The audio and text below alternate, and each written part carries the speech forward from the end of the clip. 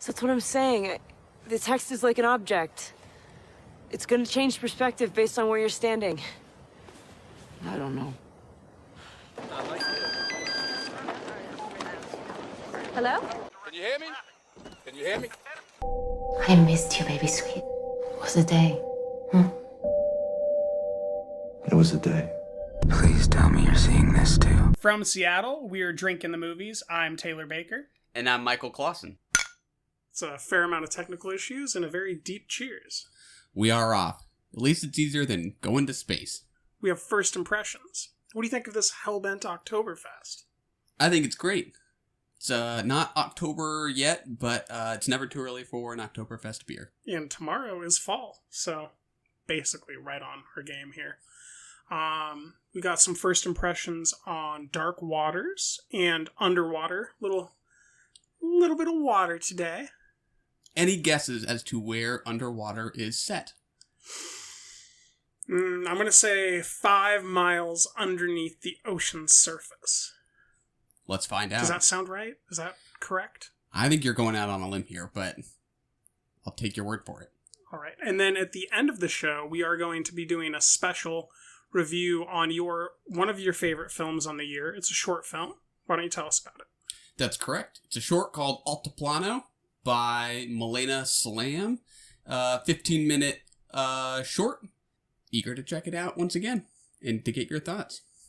Indubitably. Onto the water.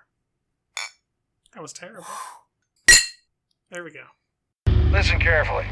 You are now 5,000 miles from land, and you're descending 7 miles to the bottom of the ocean. See you all in a month.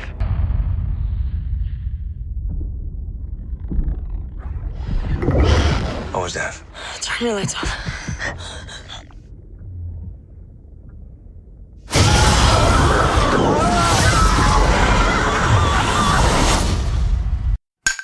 Underwater.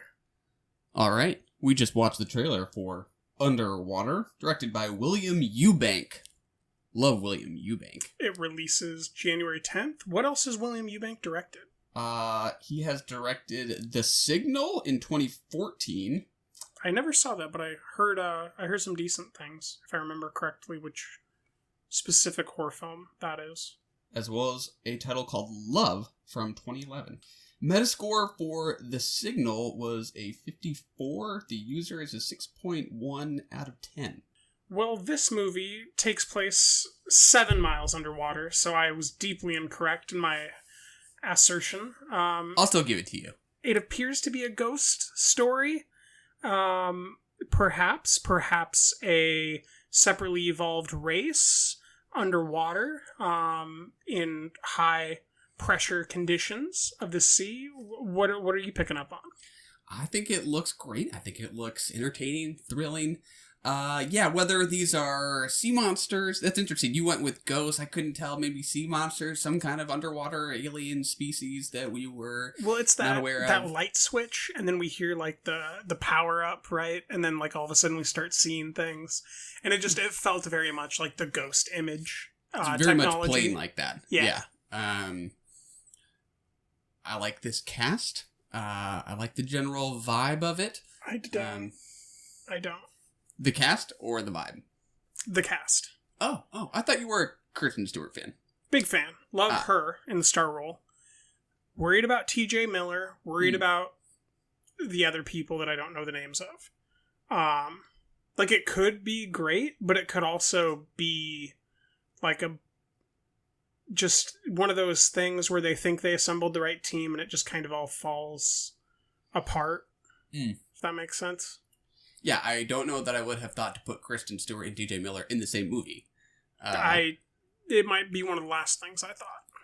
I like Vincent Cassel. That's the name I was blanking on. He's the older guy in the crew. Known from his Gaspar Noé films. Exactly. From a director I'm not very familiar with. Mainly a big budget spectacle kind of thing. It still looks kind of original enough that I think I could have a good time with it. Yeah. I very much like those underwater suits. Very sleek. looking outfits there. It kind of reminded me of a movie that I'm forgetting the name of. It came out in China. It's one of my top sci-fi films of the year, even without Astra. I'm blanking on the name. It's a Cixin Liu book originally, but that film, I think it's $270 million sci-fi film, like really played up the cool spacesuit angle, and I think that this is kind of like, if you make a great costume, then we are, as an audience, can really pretend that they're underwater, which is nice. Yes. Yeah, I think it looks decent. I'm always a little worried about underwater movies, that they're going to be kind of just murky and kind of boring to look at, but it looks like they're being creative and finding some color. Yeah, I'll check it out. What are the chances I get you to watch this with Prometheus? Oh, you think there could be connections? I think they're compatible. Maybe, yeah, in just sort of the general feel of the thing. It's a possibility. I know you've been pushing Prometheus. I got to give in at some point. You really do have to. As good of a one to pair it with as any. And I've tried it many times. I guess that's good enough. We'll watch it for the show. I hope. And on to Dark Waters. Our government is captive to DuPont. They're trying to force you to make me stop. He was willing to risk his job, his family, for a stranger who needed his help. The system is rigged. They want us to think it'll protect us. We protect us. We do. All right, that is Dark Waters, Michael. Mark Ruffalo, Bill Camp, Anne Hathaway, Tim Robbins, Bill Pullman name drop at the end, although we didn't see him. What do you think?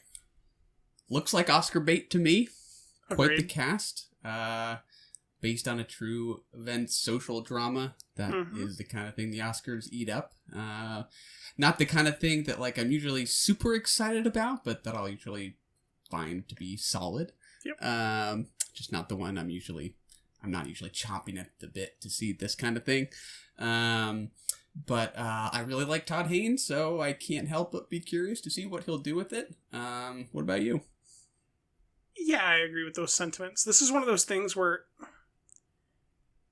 no disrespect to Todd Haynes, but I wish that this came out digitally at the same time it came out in theaters, because I'm a lot more game to watch this at home than to have to lug out to the theater for a 2.5 hour, I imagine, romp through, intrigue where I know that he's not going to get killed, but they're still marketing it with like, is the engine going to explode? And it's like, it's a fucking movie. Of course it's not going to explode. It's like, it's for mass consumption. Like, I'm not going to bite on that bit. Like what I saw out of Bill Camp, it's just nothing's ever going to be Aaron Brockovich.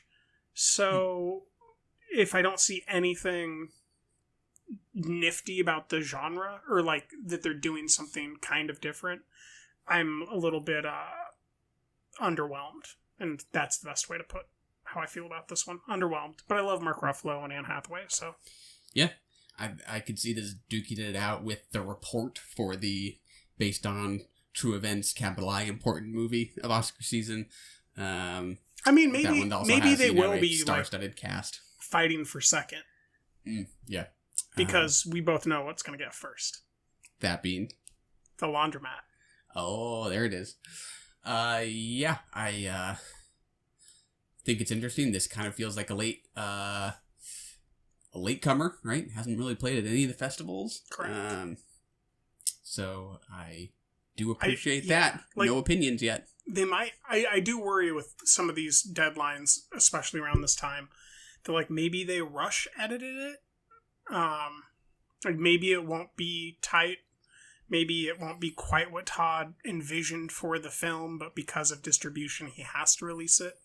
I think that we've seen that happen to a couple dramas that are released for Oscar bait, and I hope that something happens to make it tighter. Like, I just genuinely didn't like the look of it. Camera-wise, I don't know if you saw what I was seeing at all, but it didn't look Haynesian, we'll say. Yeah, I don't know that I would say I didn't like it. Nothing really took me by surprise. Felt kind of run-of-the-mill for a socially conscientious drama. Yeah, I just didn't see the camera doing anything that spoke to craftsmanship. You know, like it looked fine, but it didn't look like I think of when I think of Haynes. Yeah, maybe deferring more here to the actors. Just fine. But I'm with you. I like to see him do something maybe a little more striking. Yeah, with it because he's capable of it. Very capable. Yeah. Well, on to something more socially conscientious, and that is some strippers stripping and hustlers. I just want to take care of my grandma, maybe go shopping every once in a while. When I was a kid, I always wanted to work with animals. I was close. Shake a little ass, you get a little back. These Wall Street guys, you see what they did to this country? They stole from everybody. Hardworking people lost everything. And not one of these douchebags went to jail. The game is rigged, and it does not reward people who play by the rules. It's like robbing a bank, except you get the keys. Are you in? We have Constance Wu, Jennifer Lopez, Nicki Minaj. That's Cardi B. Thank you very much. Oh, is it Cardi B? Sorry. I made the same mistake. I leaned over to Gabby and I was like, that's Nicki Minaj. I'm like, oh, fuck. No, it's not. It's Cardi B. It's Cardi B. I think Lizzo is in it. Correct? Very briefly, despite the marketing reminding us that she was in it. And that's all I know. Julia Stiles. Oh, yeah, but that's the worst part of the movie, so I pretend that's not there. Otherwise, yeah, I think that about covers it. No one else that I am terribly familiar with. Yes, agreed. I was very surprised by the acclaim this has received. What about you? Makes sense. Magic Mike Double XL is they're like indie darlings for critics and people that are like into cinema. It very much leans into Soderbergh's style of just visual style. I really responded to the day in the life of, like, in the humanization of these strippers. That was like my favorite part. So like I totally get it. I hated the framing device. I thought that there was zero payoff. I did not find it interesting that this is like a true story in any sense. I would have rather had it try to tell an original story than lean into that aspect. Yeah. My theory on this one is that because it played, I think, towards the end of TIFF, I could be wrong about this, but maybe after critics had already seen, you know, a handful of cerebral, more artsy-leaning kinds of films, something very accessible was a welcome surprise towards the end of the festival. Started out with some positive reviews, and people have kind of ran with it. I agree. I think the reference points are clear. Soderbergh definitely being one. I just don't think the character development is there at all, and I don't think the direction's all that sharp. I do really like Jennifer Lopez. I think Constance Wu also felt full-bodied. But yeah, J-Lo. I cannot get on the Constance Wu train yet. I'm 0-2 on her. After this and Crazy Rich Asians, I don't know. She just doesn't have it for me. I don't want my metaphors mixed here. I'm not saying she's a great actress, or even a good actress. I'm simply saying her character's portrayal by the camera, specifically like that tracking shot when she still has blood on her shirt and she goes from her house across the lawn. Like, there are moments where the character almost feels real. With camera assistance and the actress. I haven't made a definitive decision on Constance Wu. I don't know that I'm even 0-2 on her. I feel like I can't unlock her. Yeah. I would have much rather seen Awkwafina in that role. Yeah. I can tell you that. Yeah. I did not respond to her in any way like I did to J-Lo. I mean, I do think... Super charismatic. Yeah, I do think the confidence is pretty great. And... I don't know. I think there's something about just the world building of it that feels very weak to me. Like, that this doesn't even really feel like a strip club to me. Like, the way it should feel, kind of, you know, dingy and gross, and that it feels very glossy just doesn't really feel right to me. I think there's something kind of off about the world building, and more than just how any individual character is developed. It's about how they kind of relate to each other, like particularly not just J-Lo and Constance Wu, but the other two girls who kind of round out the foursome, and how I just felt like there was really hardly anything to define them, and then there was supposed to be this kind of sense of family between them all that I just felt was so thin. It did end up feeling like there's just not enough screen time for the grandma to matter. 100%. Like what's wrong with the grandma? Why does she need the money? Why did she pawn her necklace? Why does the new necklace of pearls mean so, like it takes kind of the informant angle and that angle that we see in Logan Lucky, where at the end of the movie Hilary Swank's tying all these things together, and it actually has a payoff where she says that she can't prove it but that she knows it's true, and it's like it's kind of a fun smirk because we expected her to be able to prove it because that's the normal trope, is that, and they didn't get away with it, and then they do get away with it, and that's why it's kind of fun. And this just, it takes those Soderberghian themes and it just never arrives with them. Yeah, I would agree. There are scenes that I think just fall really flat because of how those dynamics fail to materialize, like the Christmas morning scene where the grandma's in attendance, everyone's there, and I think there's supposed to be this sense of family there that I just felt was so faint. See, like, that scene made me smile, and then when it was over, I was like, what the fuck did I just watch? Right, and I think... So, like, it worked on me, but then, after the fact, it didn't. I would agree. It's not, unpleasant, but I did find it, instantly forgettable. Because I just felt there was not... That's how I feel about the movie, though. That's why I didn't write a review until today, because we were going to review it when I watched it 8 days ago. Because, I don't remember enough about... I remember stuff, it's all neutral. Why didn't Support the Girls get this type of support? Oh, that breaks my heart. Yeah. It makes no sense. Yeah, I agree. I think that says so much more about this kind of industry that sort of depends on an attraction to the female body than this does. I don't know. I just did not take that much satisfaction in them turning the tables on the men when I just feel like these characters were just too hollow for me. I think you pronounced it wrong. It's how the turn tables. Nice. What else? I don't know. Yeah, I mean, I still guess I sound very negative. I guess I did give it a slightly positive review, and it's just kind of about how about how easy it goes down. I was never super bored by it. I guess it just kind of moves along, but I don't know. I'm still just a little. It's fun but hollow. I would agree. There's scenes that they're super fake and ecstatic. This is kind of pretentious, but I feel like no one in the movie was actually acting. And although I loved J-Lo, she was just I'm a movie star. I'm movie starring the way that George Clooney did with her in Out of Sight, another Soderbergh film. No one's actually performing the that thespian art of I'm an actor acting.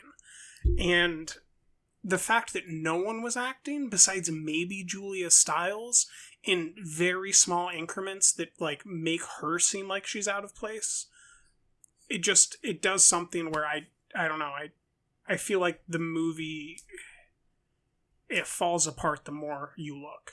Yeah, I would agree. As much as I like J-Lo, I could see someone saying that it feels more like an impersonation than a performance of just a particular kind of strong den mother. That is... other than her physical prowess. Because, it is impressive. Oh, no doubt. Absolutely. And I kind of think the beginning is what I like to boast. I think it kind of goes downhill for me. First fourth of it. Yeah. Yeah, and it kind of just gradually lost me as... Well, it moves away from that locker room style. And that's what I responded to most, was that locker room scene. That's where I actually think the family was strong. And then when they moved to the fake residence of the family, that's where it got hollow for me. Yeah. Yeah, I don't know. And just little peripheral details like J-Lo having a daughter, but her kind of taking Constance Wu under her arm into her furs, like she says in the opening scene. Something about that just seems a little funny to me. Like, these people do have their own families, and I guess they are sort of making their own, but there's also something very strange to me about how it sort of fails to, like, imply much to me about what is, like, going on in these people's lives otherwise, you know, than what we're seeing. And the rules of the world of the film make it so that, like, that's actually something to criticize. Whereas on Becoming a God in Central Florida, it's kind of an irony thing. Yeah. Where it's I'm Kristen Dunst, I'm doing all of these things all of the time, I have a baby daughter, and the fact that we have no idea how she's okay or even alive is kind of, like, funny. In this, definitely. It's black comedy for sure. Yeah, in this, it's what's happening. They played it too... There's just too much working against it, unfortunately, at the end of the day.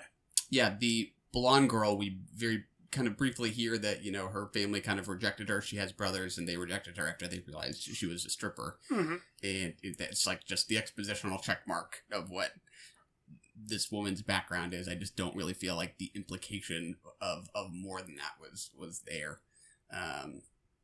And I think that she was the funniest character, though. I think she was funny. I think she was good in her role. It's just a small role. I agree. Narrow. Yeah, I did recognize her. I forget her name now. I had looked it up because I was trying to remember where I had seen her before. She was in, like, a large ensemble film that was, like, fine, if I remember correctly. Like one of those 3.5s. Yeah. Kind of like this. And then the fourth member of the group is the one who has the boyfriend or maybe the husband who's in jail. Which again, I don't know. I just felt like there was a lot left on the table there, about. Yeah, we don't get to know her at all. No. Well, I guess we do. She had the real job and got J-Lo the real job. And that's, like, as much as we come to know about her. Mm-hmm. Yeah. And it's like, why isn't J-Lo taking equal care of these girls? And then that girl at the end, like, why is she more important than those other girls? I think that it was just trying to, like, hammer home really, really heavy-handed points about, like, what these characters did in the original article that this is based on, rather than trying to be a film of body.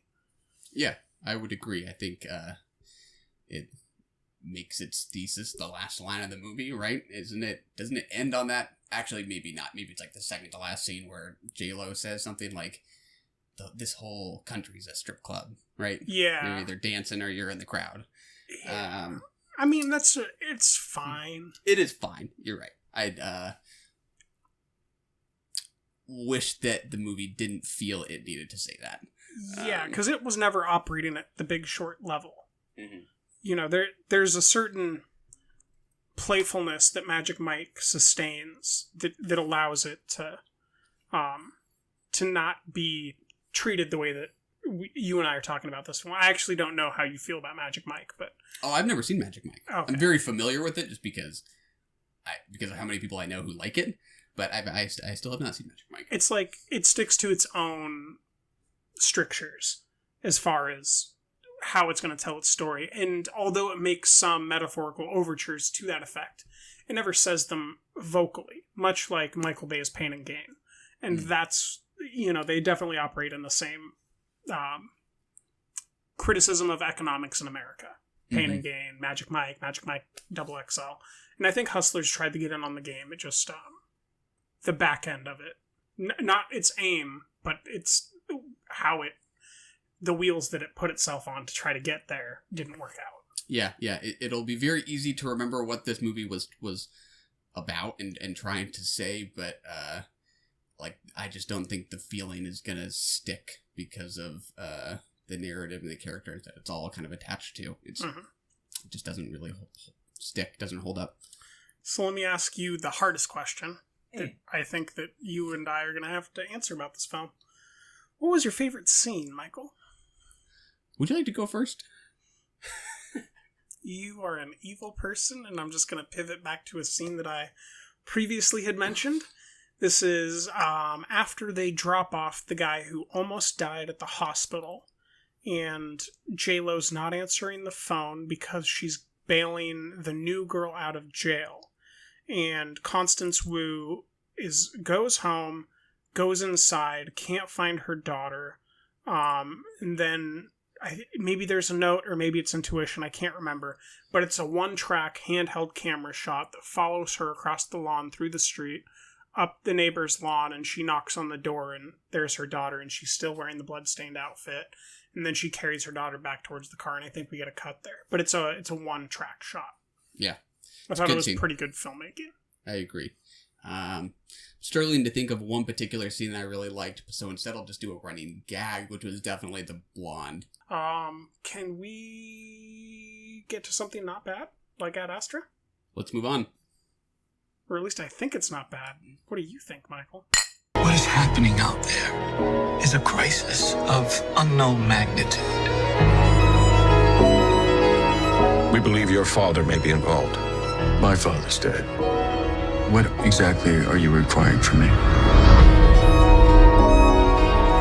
Exploration isn't always a noble venture.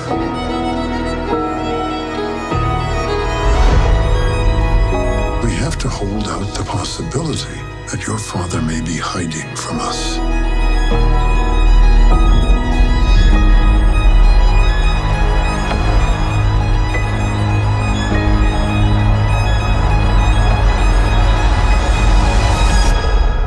We have a job to do. Are you ready? I really like Ad Astra. Where you at on it? I'm very much still processing it. Preach. Ratings-wise, can probably add a 4. Which so tops out in 84? Okay. That feels good. Somewhere between 76 and 84? Yeah. I'm between an 86 and a 94. Pretty high on it. There's a lot to it, and I think that I'm so high on it because I've been spending some time in the sci-fi space for a while. So as soon as they're like, he went here to get outside the heliosphere to observe these planets for extraterrestrial life that is intelligent, I was like, whoa, we're playing in real science games. Let's do this. And then the metaphors just continued. When they go into the abandoned space research vehicle, I think it was between Mars and Venus.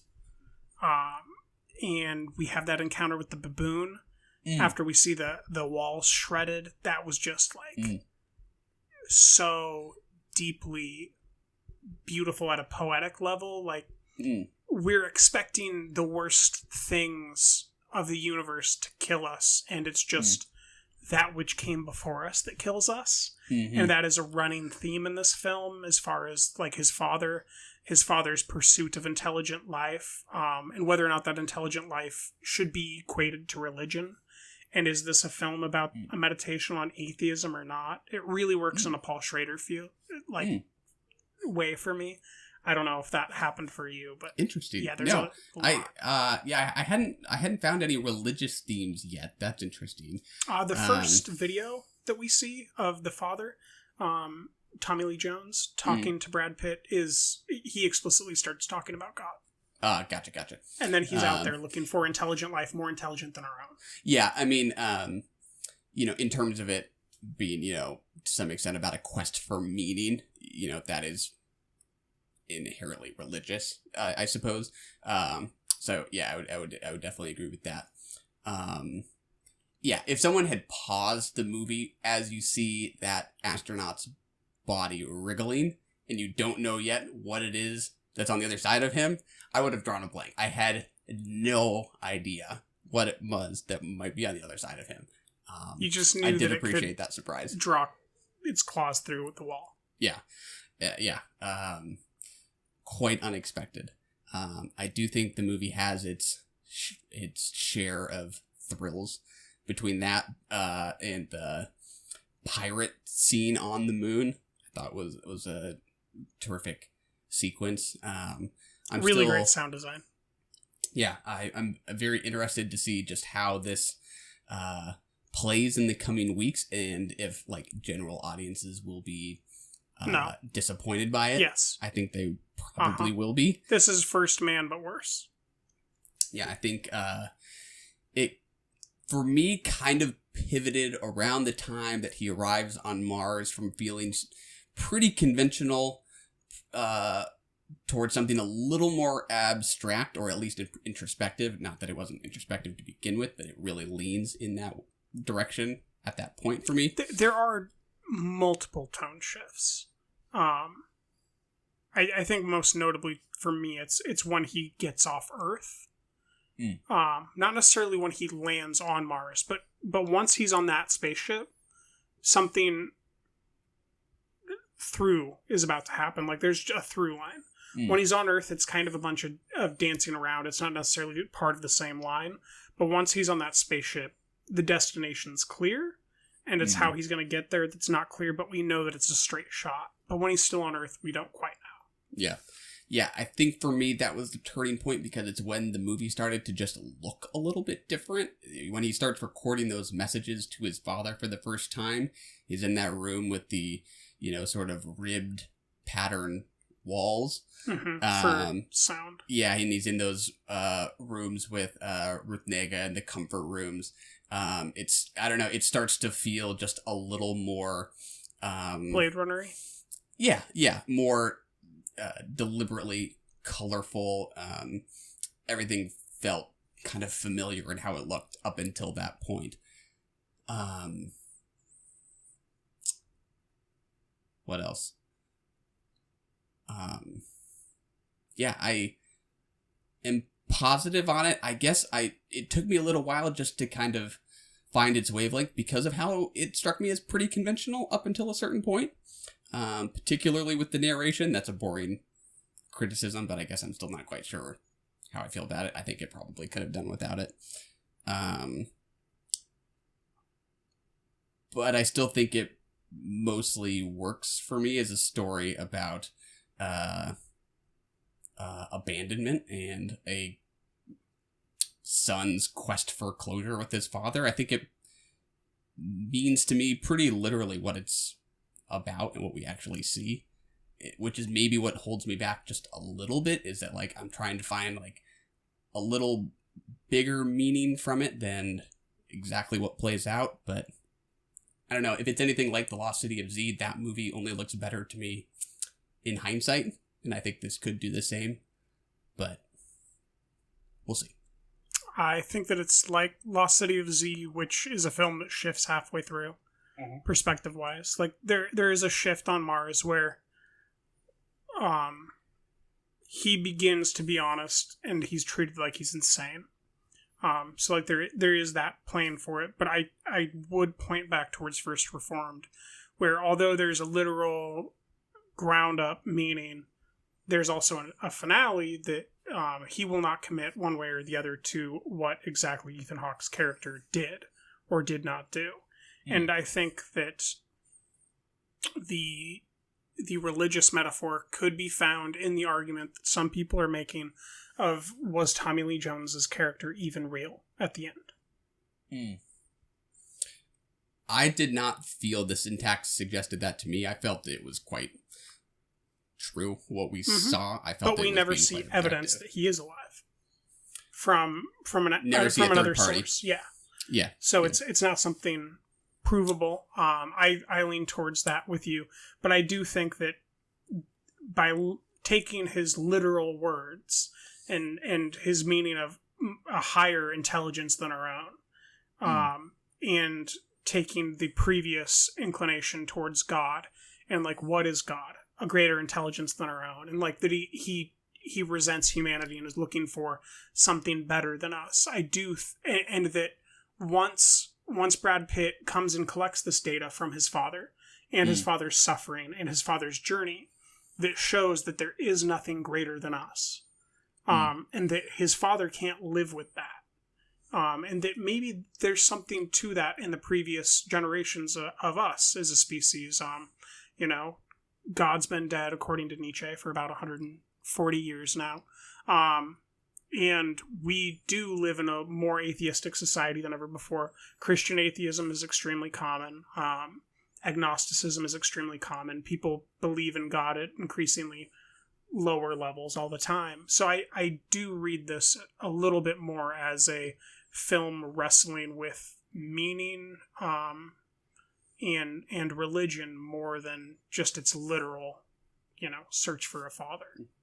Yeah, I do hope to find more religious or spiritual meaning in it.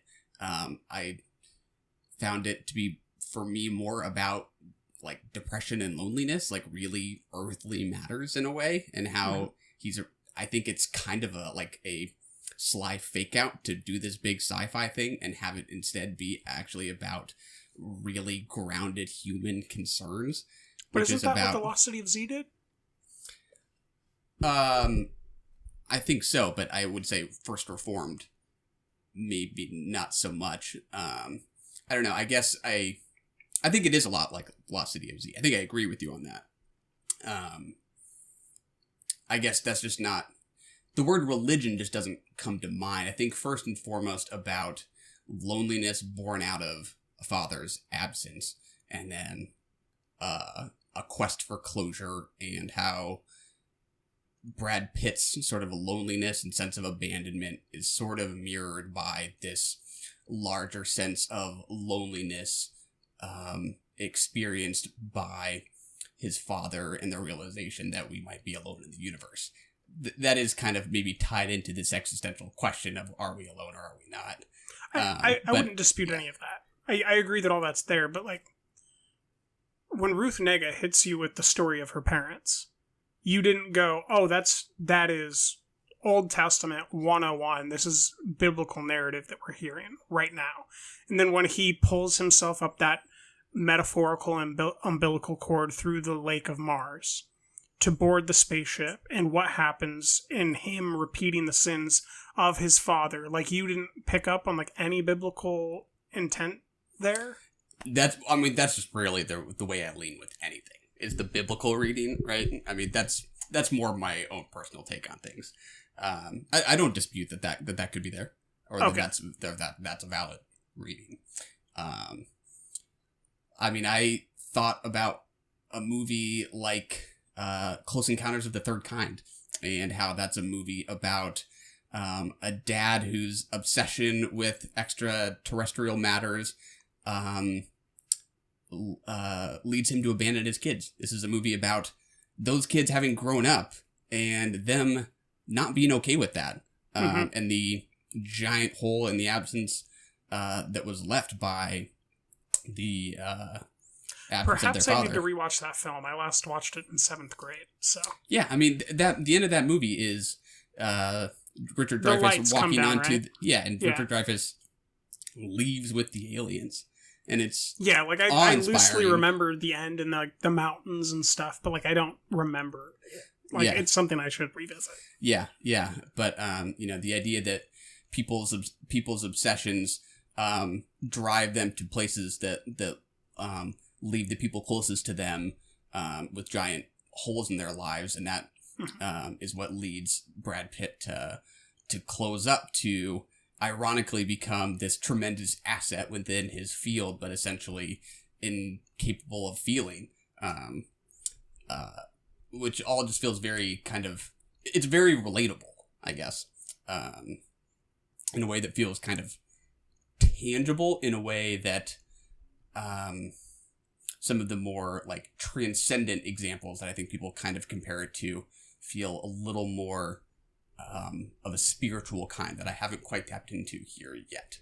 But so let me clarify. I'm not talking big picture spiritual. Like, I'm not talking emotional spiritual. I'm talking like brutal religious ideas, like that his father is a serial killer And on Earth, they created a different myth about him. And that God, in the Old Testament, is technically like a serial killer. And then there's another testament that like made him kill his own son. And so there's, to me, there's a very low level mirroring of these religious ideas, not a deeply spiritual feeling to it, just like a blood grounded earth and blood metaphorical value to be found. Yeah. I can completely see it. Just coming at it from different angles. Yeah. I mean, I think it's a very logical follow-up to The Lost City of Z. The way I thought about it was that it's as if Percy Fawcett's son, played by Tom Holland, didn't get to go on the journey with his father. And then went and found him. Exactly. And Charlie Hunnam was like, no! And then he drowned himself in a river. Right. You can see that playing out in the Amazon. Yeah. I think they play nicely against each other. So, one thing I hope we can agree on. Ooh, heute von Heutema. Mein Gott. It's a great looking movie. No doubt about that. One of my favorite shots all year is that opening shot, where we never see Brad Pitt, but we do see the reflection of his face as the camera pivots around the inside of his space helmet. Whew, just that's a very brief glimpse. Shot. It's a very handsomely shot movie. Do you have a favorite scene?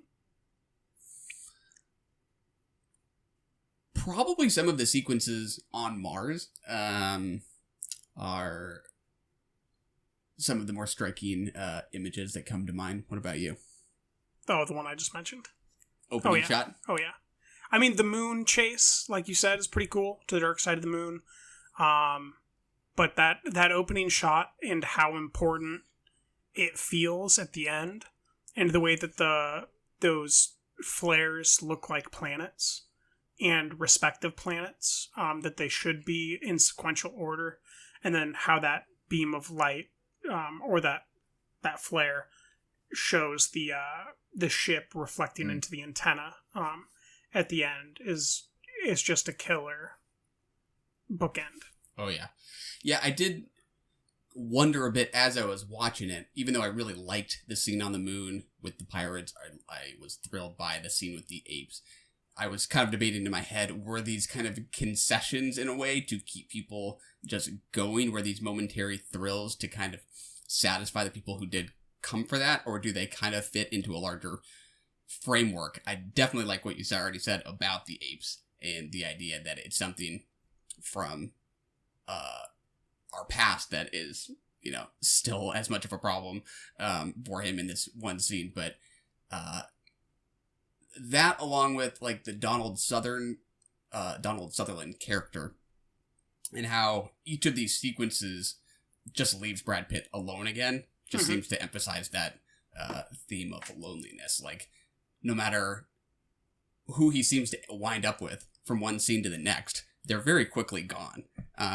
And it ultimately is a solo journey. So the fact that these things kind of happen and then very quickly leave him isolated again, I think did drive that home for me, while also being very entertaining. Yeah, and the one thing that I would add on to that is that he goes to his father. He gets the knowledge from his father. He gets that closure. He learns the lessons of the father, if you will. And then when he arrives home, he's with Liv, and he's honest, and everything is tidy. Well, not tidy, but like he's developed, and I think that speaks toward that continued blood and earth level of biblical metaphor, where it's once you acknowledge your father's sins and you take the knowledge that those have for you back, and you share them, and you grow, and you accept it, and you forgive, then you grow or something. I think that it works so tangibly the whole time. This is one of the rare films where like I was just in it the whole time. Didn't want to leave it. I was just like kind of holding my face there for about 2 hours. It's special. It's a good sign. I do want to address the mislead of the marketing campaign. Did you notice or react to the fact that half the shots in the trailer are not actually part of the film? No, I don't even remember that. Stuff's in the trailer, it's just we never see. Yeah, tons of the Liv Tyler footage and conversations with Liv Tyler in the trailer we don't see. I believe that there's also an extended sequence about the material that Tommy Lee Jones has on the ship, which we do see written, but it's never spoken about. The antimatter, what is it? The antimatter, I can't remember what maybe it was just an antimatter chamber.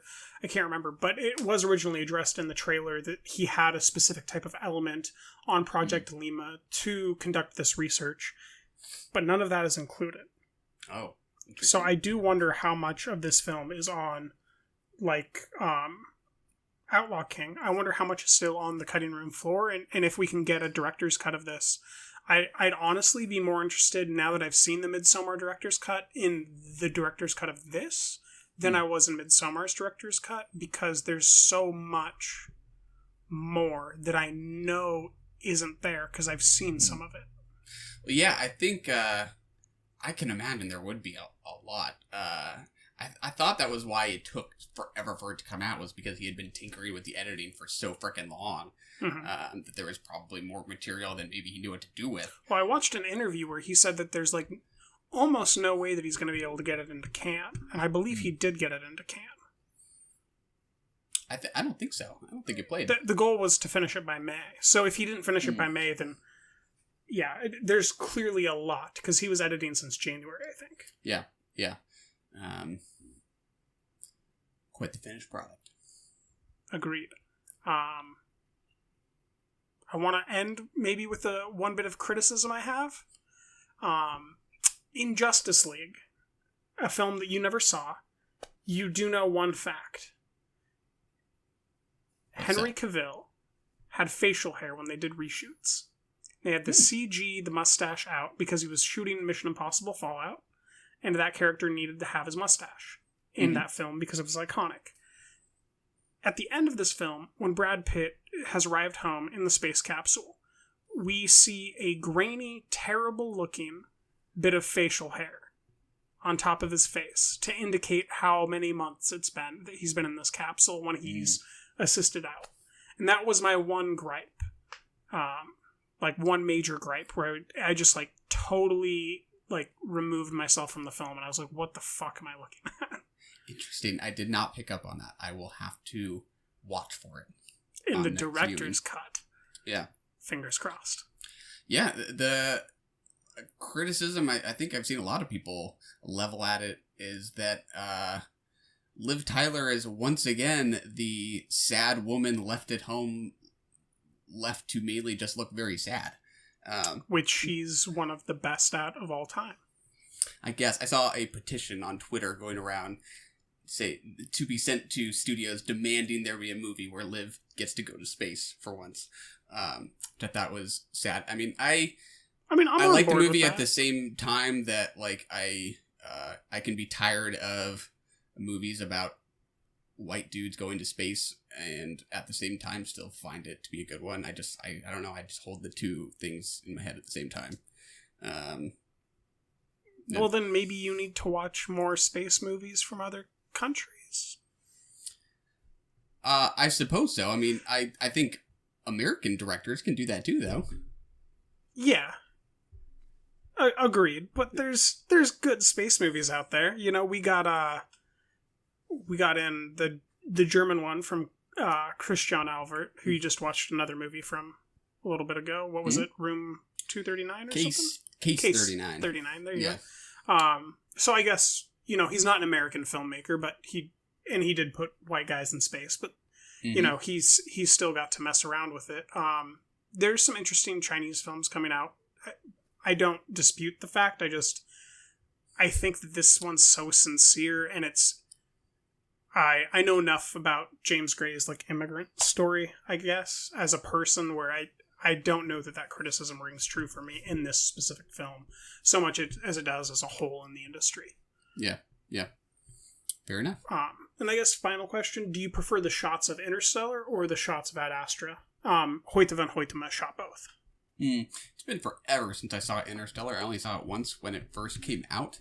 I would actually probably go with Interstellar off the top of my head. Okay. I remember hearing about James Gray consulting with like various avant-garde filmmakers in the production for Ad Astra. I was actually like hoping for something more non-verbal and experimental than some of what we got.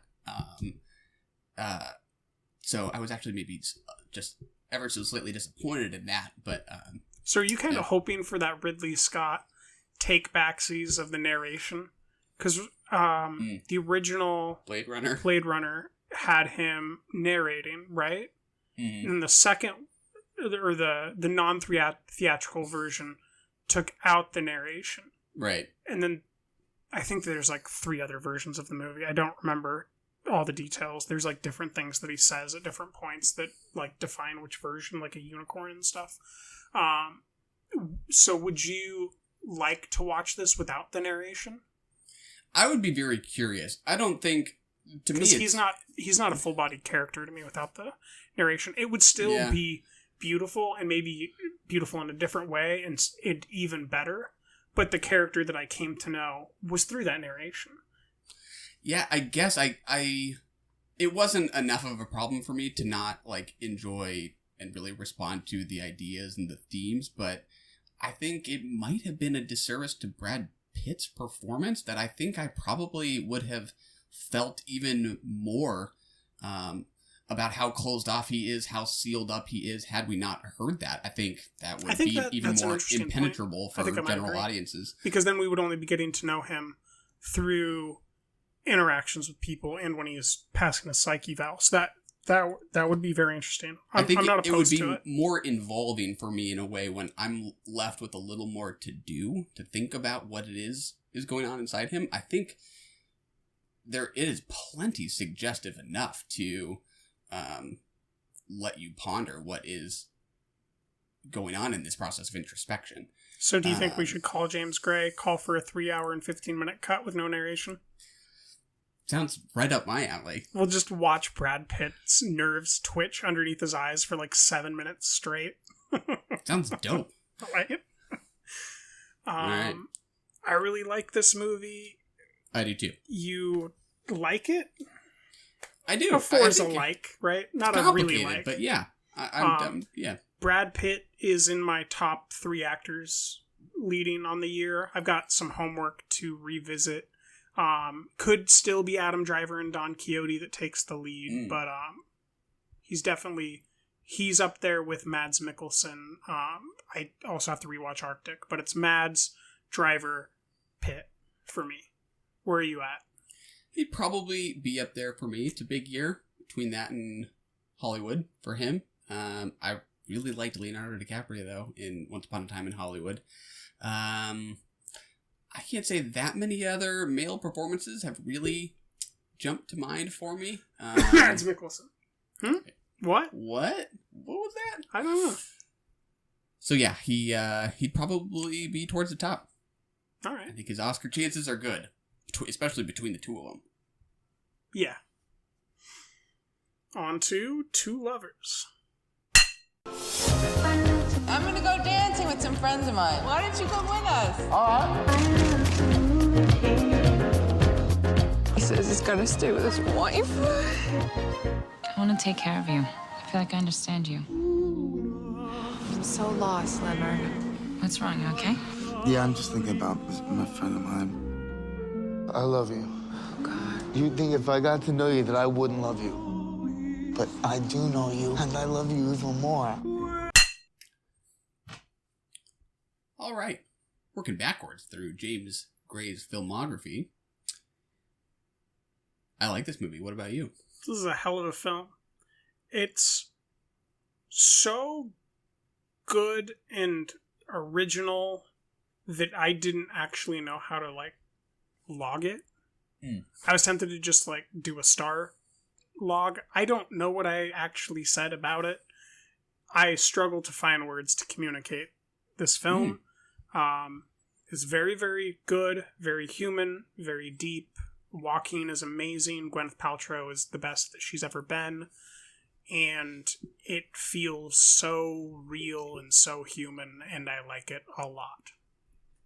I would agree. I think I do have some reservations, but they didn't really hold me back from enjoying it overall. I'd absolutely agree. The performances are a big part of what do it. Direction is very sharp. It's just always a very easy movie to look at. It's a very solemn movie. We open with a suicide attempt, so half-hearted, right? But yeah. Right out of the gates, the mood is somber. Completely agree. Gwyneth Paltrow is very good here. Vanessa Shaw, I think, is the other. Is that her woman's name? She's very good when she's on screen, which is very briefly. I know her best from Hocus Pocus. That is about it. Yes. Didn't you see that recently? I did see it last October, I guess. year for some sort of a hot minute ago anniversary edition. Yes. Yeah. And she was the teenage girl in that, correct? Yeah. Yes. Yeah. Okay. The love interest. Yeah. Yes. Yeah. I found Joaquin Phoenix's characters sort of instability, depression, all very compelling. I think the direction really emphasizes that. And one scene, for example, when he first goes to meet Gwyneth Paltrow's love interest at the restaurant, that first shot when he sits down, it's kind of a medium shot, so you just really see how empty the frame is on either side of him. He just looks so awkward and kind of out of place. Yeah. I think the direction goes a long way in contributing to that kind of alienation he has. I guess my only reservation was just about how slightly calculated it feels, and how in like the ease with which each of these women kind of take a liking to him, even though Gwyneth Paltrow's character doesn't really fall for him romantically until later.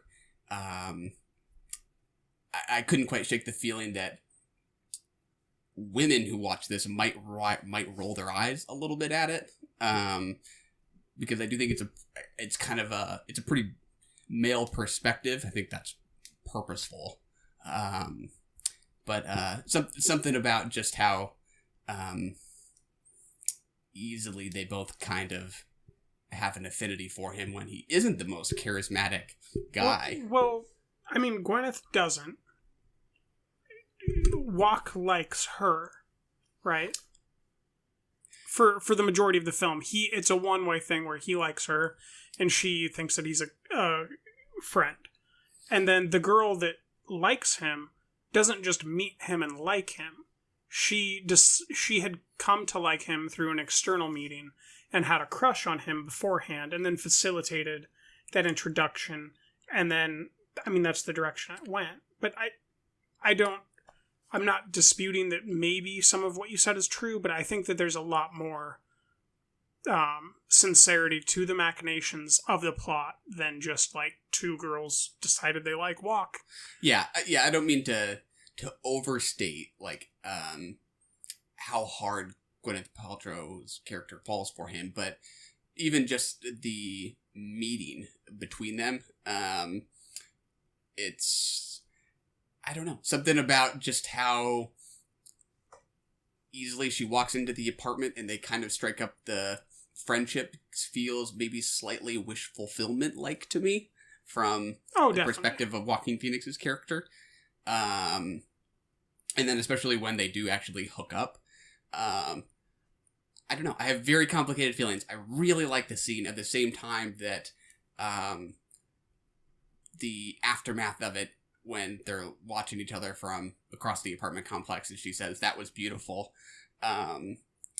isn't 100% believable for me. It sounds like more like what Joaquin Phoenix would be hoping she would say than what I think that character might have actually said.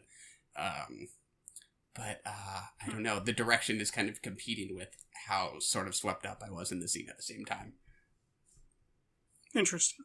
I don't feel like I got to know Gwyneth's character enough to feel one way or the other about that was beautiful line. I don't know.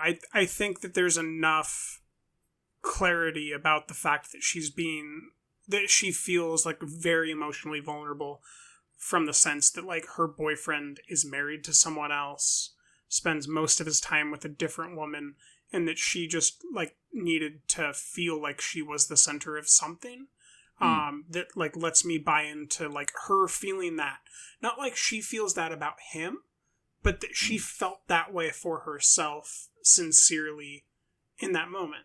I think I can buy into. I don't know that I viewed it as a reflection of her feelings for Joaquin as much as it was a feeling of reflection of someone treating her like they genuinely love her and that she is the center of their world. Yeah. And that goes to... I would continue that off of the fact that she never reciprocates the I love you that Walk is always throwing at her. Yes, very generously. Yeah. Whether saying it or writing it on her arm. Yeah. He's not holding back after a certain point. Not at all. Yeah.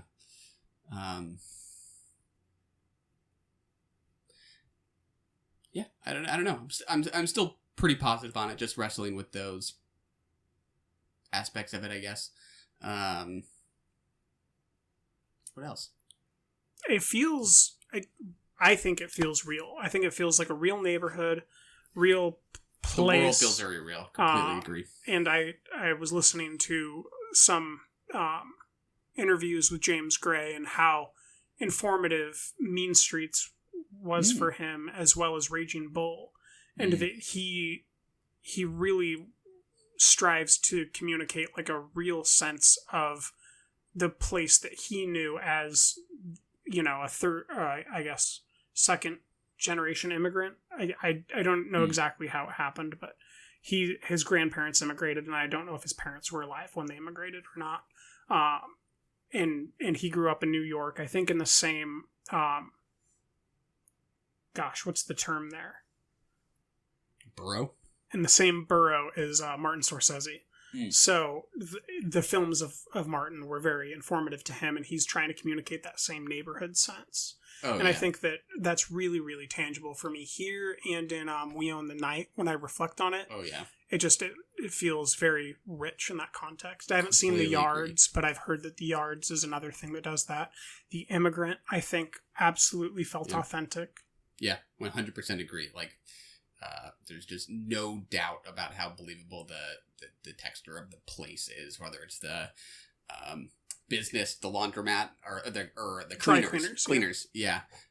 Or just the house itself. That all feels very, very lived in. You see it and you just instantly buy it, and that goes a very long way. The ending, relief for you. Any particular feelings that the ending left you with? I was consumed with the sense of like, if this were to ever happen, this is how it actually would have ended, I guess. And that like, felt right. Yeah, like I can totally buy into the delusional guy who thinks he's gonna go to San Francisco with this beautiful blonde, move to the other side of the country and live a perfect life. And that it just falls apart on him. Because the guy that has that thought would probably have it fall apart on him. And then the way that he takes that ring and asks her to marry it, it felt honest for the story. I'm not saying that it's real for real life, because I don't necessarily think that film should reflect real life. But it feels really honest for the story, and I think that worked for me. Yeah. I would agree. As a maturation of the character. Yeah. I'm still wrestling with just how I feel about Joaquin Phoenix's character, regardless of whether I like or dislike anything that happens, and whether or not like I feel like he really has kind of redeemed himself in any way by kind of returning to Vanessa Shaw's character after planning to abandon her. You know, I think that scene on the beach is, you know, maybe meant to suggest that he's... I wouldn't read it that way. Planning to abandon her, I wouldn't read it that way. I think that he's delusional. And he moved from one delusion to another. Now, whether or not that delusion works out for him, the one that he ends with Vanessa, totally up in the air. But I think that I do not read it as, like, abusive, ill-intent negativity towards her. Oh, I agree. Great. I wouldn't have described it as, like, conscious abandonment, but Yes. he was effectively abandoning her. Yes. And whether or not the movie suggests that he has had this epiphany about Vanessa Shaw being right for him and us therefore not applauding the realization, but sort of understanding the realization. Like, I think I do come away with some real skepticism towards him at the same time. Maybe not skepticism, but like concern, I guess. The way it feels to me like he's maybe realizing that despite his wanting to take care of Gwyneth Paltrow, he might need someone to take care of himself. That's interesting. And he realizes that that's what Vanessa Shaw can do. I read it a little broader. That's not quite as... It's definitely not, like, romantic to me. That it's about what he realizes she can do for him, versus about a realization about what he sees in her and him, and that's why he's coming back to her. I didn't read that either. No. Interesting. Well, I'm not saying you're wrong. It's just that's not... I was at a space where I was reading more about... I personally assume that this is... That when we're talking about Gwyneth, we're talking about, like, the myth. That he... Like, the lie that he believed in, or the myth that he believed in, whatever you want to call it. And that he was returning... Maybe the American myth, if I was to be even more unabashedly reaching. And that what he returned to was the tradition and the family. And not only is he getting Vanessa, but he's getting a future that is solid. He's buying back into the Jewish community that he's a part of. He's buying back into his borough. He's fulfilling his destiny at some level. So I didn't view it so much as like an overture towards loving her, so much as an overture towards embracing tradition, doing what's actually best for him at multiple levels, and what's best for the community. You know, because I do think that Vanessa's blind affection for him, the way that he had blind affection for Gwyneth Paltrow, might be enough to assuage anything in the middle. Because I think she even said something to that effect at some point. And I think that the parents of everyone would like that, and that they'd be a great continuation in that borough. It just, it felt right at a community level. I wouldn't necessarily think that bears all the way down to individuals, but I don't know that that's what James was going for. Yeah, I can completely see all that. And I think I just like that the movie, at least, it felt like it was giving me enough room to sort of make up my own mind about Joaquin Phoenix by the end, whether or not you completely see him as, whether or not you completely kind of approve of his... Of what he's done, I guess. I agree. You know, I think that might be like a thing for all Gray's characters, though, and all Joaquin's roles in his many films. But like Brad Pitt, Charlie Hunnam, I think that these are actors who we you know, the way that you read them and the way that I read whoever we're talking about, neither of us is necessarily correct. Yeah. Yeah, I like that. You could say he operates in a gray space. Ooh, nice. I like that. I'm going to keep that. Yes, I think it is a gray zone for me, because I remain unsure about how I feel about that character. Was the palette of the camera similar to We Own the Night for you? Oh, absolutely. Because about halfway through the movie, I was like, where the fuck is Eva Mendes again? Oh, yeah. Because this is Joaquin Phoenix. Isn't she supposed to, like, be around the corner? Yeah, it's when he's in the courtyard waiting for Gwyneth Paltrow to meet him. She walks down that kind of narrow alleyway, and you just really see her silhouette. And there's that Such shot. an Eva Mendes shot. Exactly, right? She's walking from just one room to another, I think, within an apartment. But I'm like, oh, man, that's like, you could put those shots next to each other. And, yeah, see the resemblance right away. I think I would have liked this more on screen in a cinema. Definitely. There's something weirdly cinematic about it. because it is a drama, it is a melodrama, but it's not a melodrama, and it's not a drama. It's like a character piece that wouldn't be a character piece with almost any other actor.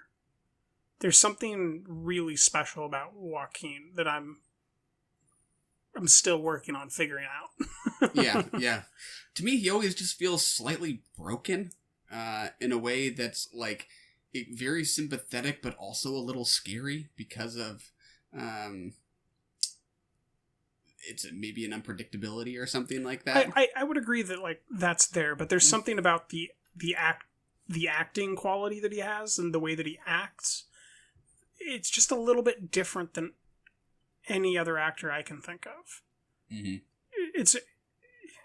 I think it's great. Doesn't mean that it's good or bad, but I personally find like that quality great.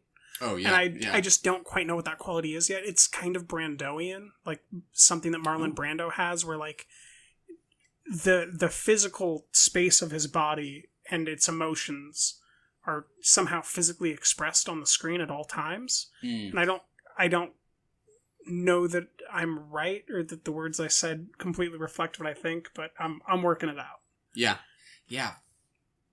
For me, it's something about him feeling just slightly damaged. Like, I cannot picture him in like he's a sad puppy. Brightly lit rom-com, because he just never feels like he is a sprightly figure. Although I'm sure there's some example I'm forgetting. I think he could do it though. It would be, I don't know. I'd like to him and try. Will Ferrell in a balls to the wall comedy. Yeah, has he done a comedy? I'm sure he probably has. So there's something someone could point to. Some homework for us. Yeah, there's surely some exception to the rule. I'm sure he did like The Holiday or something, where like Dennis Quaid dropped out and he like took the paycheck or something. Yeah. But yeah, this The Master, Her, You Were Never Really Here. We Own the Night. Yeah. Gladiator. The always slightly cracked psyche that feels very just unpredictable and therefore very exciting. Even in a small drama like this, that therefore in turn feels very big. And we got to do a little Joker homework by doing this. Exactly. This was a productive watch. It was. And previously, The King of Comedy, we're on a roll prepping for Joker. We are very ready. I really hope Joker's good. Should we watch all the Hangover movies in preparation while you're gone in New York? No. I think we should. You want to do it and report back? I'm just gonna text Gabby to put them all on, and as a troll, and then she'll be like, no, I won't watch them, and then I'll be like, just to troll Michael, and she'll probably be like, oh yeah, let's fuck with him. Give it a go. Let me know. Oh, you'll tell me. I won't give you a warning. On to Altiplano. Let's do it.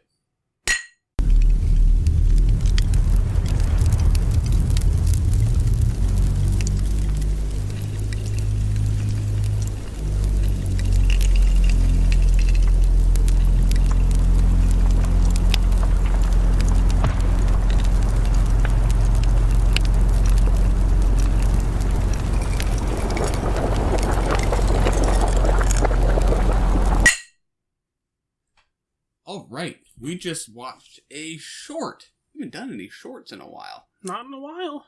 This one's called Altiplano, directed by Milena Salam. I've watched this once before, earlier this year. Easily one of my favorite works of cinema of the year.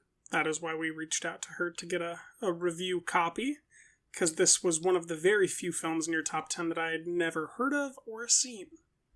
That's right, first impression. Exquisite. I've got a lot to say about this. First and foremost, I want to say that it's like if Wiseman made a short film, but like better than that even. But like it does what Wiseman does, where like you get to know a place, specifically at a geological level.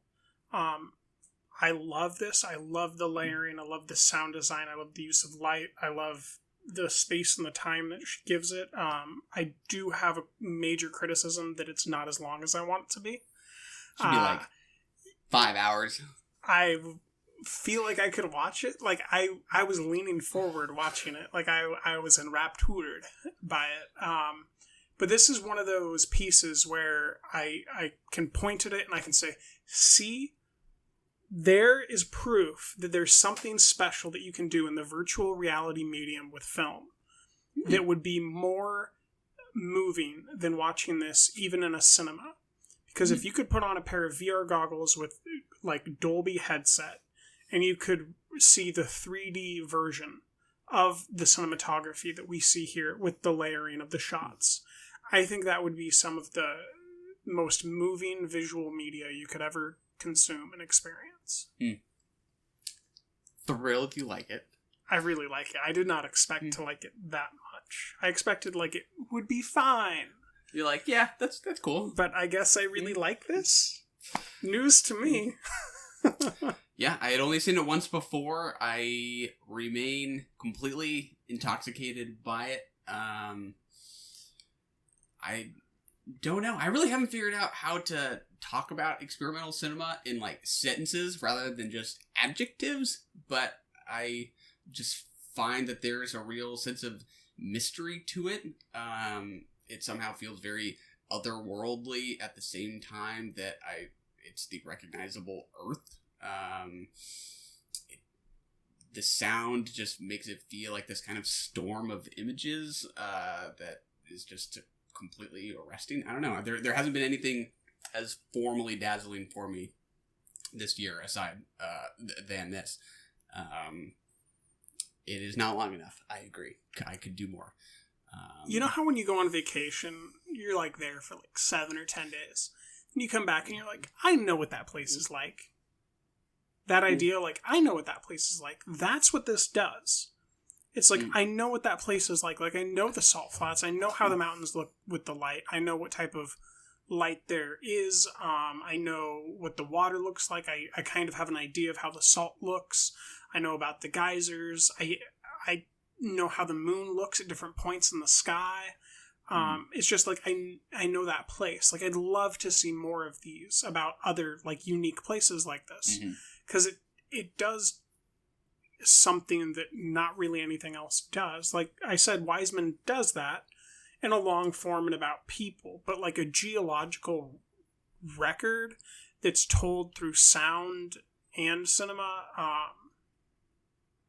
I'm very intrigued by this. I think I hope there's a lot of room for this to expand. I know that it's probably very hard to find fiscal investment and backing for things like this, but I really do think that in the scale of things, this is something that I could see being a companion piece of programming in something like a modern version of an Encyclopedia Britannica, where in order to understand Chile, one of the mandatory things you do is watch this 15-minute short from Marina.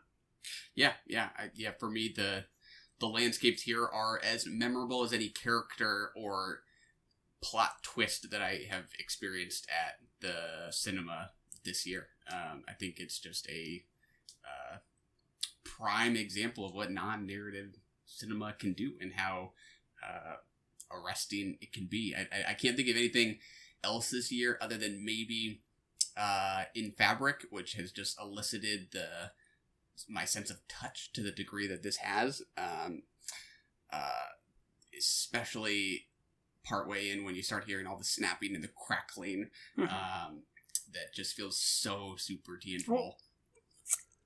Well, I gather you did watch it at home, but Arctic didn't do anything in that level for you? It did. Not to this degree, but okay.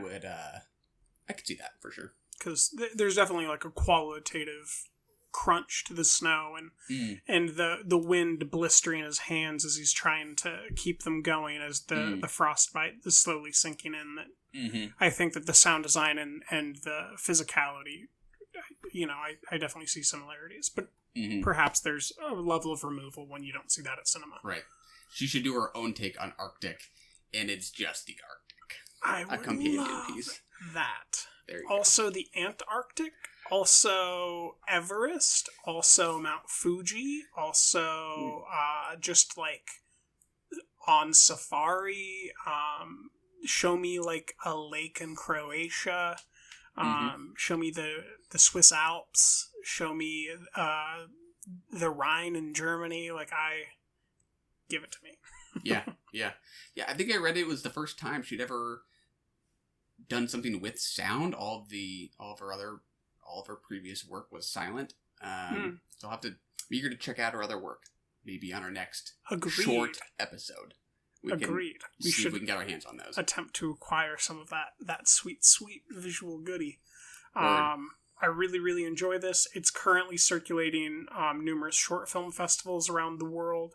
I do not believe it has a current release date or digital rollout, but we will be sure to notify everybody when we get news on if they can watch it. Word. Verbessum. And you know what that means, Michael? That's another one in the can, Taylor. Run! Go! Get to the chopper! We have to go. I'm coming with you. That was brilliant.